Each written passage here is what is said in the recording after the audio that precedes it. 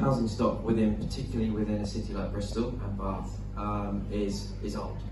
Unless you do significant things to it, the EPC levels would be below the sea level. So the majority of properties within the cities, require us to do investment work to be able to bring it up to sea. But getting up to sea is not good enough for us to meet our climate requirements. It's just the first step of what we need to do.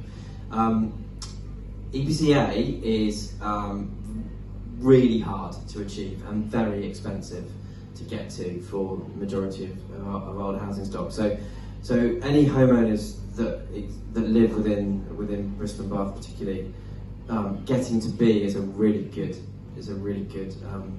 goal, and that's generally what you should be going to. So typically to get to that sort of position, you would need to ensure that you have dealt with your heating system.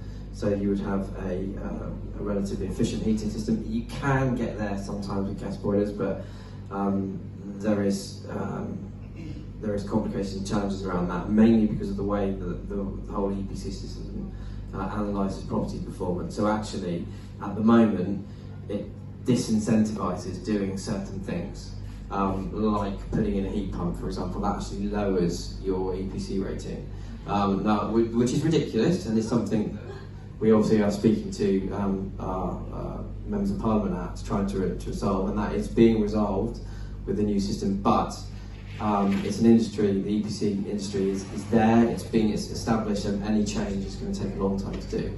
So we need to get through that first before we can start to see these sort of things. So I think that the important thing for us all to recognise and understand, particularly in terms of property performance and analysis, is that EPC is okay, but do not use it at all as your main goal in trying to get to the levels that we need to, because it will push you in the wrong directions unless you are savvy enough to know and understand the real detail behind it. Are there any better tools or resources that people could use to understand? The beauty of EPC is that it's universal across the stock. So whilst it's incorrect in many areas, it's the one consistent thing that we have. So you don't want to throw the baby out with the bathwater, but we just need to do it better. And there is work being done on that at the moment, so we should be resolving it quite soon.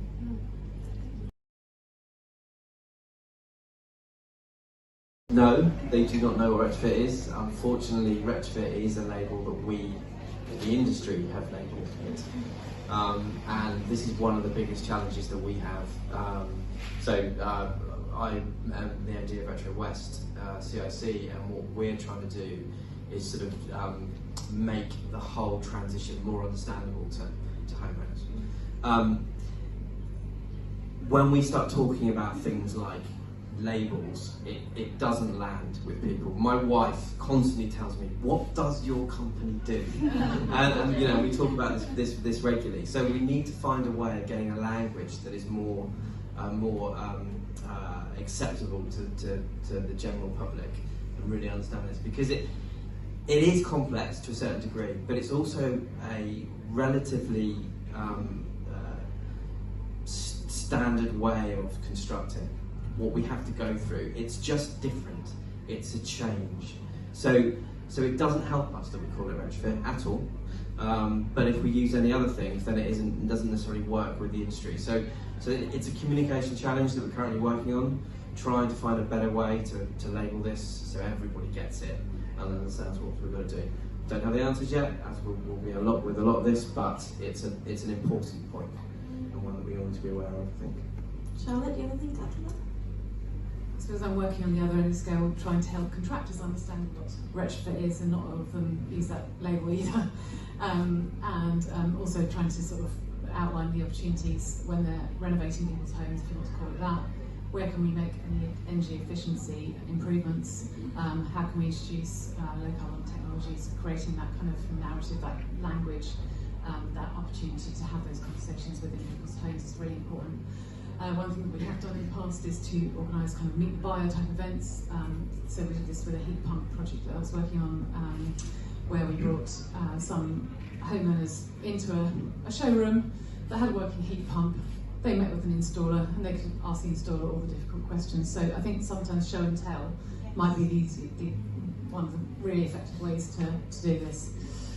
One day when we get our retrofit trailer up and running, our mobile training unit, we hope to come out to building sites, but also, you know, community centres, I don't know, could be refugee groups, could be ex-offenders centres and so on. But yeah, we can maybe bring this education out and do the outreach a bit more. So. We have made a big assumption actually here that we all do understand. Does someone want to give a definition of retrofit in the simplest, plainest language that we can offer? Yeah, it's stuff that you need to do to your home to make it more energy efficient, above and beyond the kind of normal. So how to heat it, how to retain that heat, how to control the temperature within your property, and how you'll generate power in the first place. And it's just about energy, it's not about water. Like the question around heat networks, this is a rabbit hole that you can go down, and it becomes very complicated. It's from a communication channel perspective, it's much easier if we just try to treat the sort of easier, more simplistic way of dealing with the debate at this stage. It is absolutely to do with a lot more than smart resilience. We've got to deal with overheating, we've got to deal with flooding, all that sort of stuff that we need to consider, but let's try and deal with stuff that we can sort now. Yes. And then move on to the more complex stuff later. Okay, thank you, that really helped.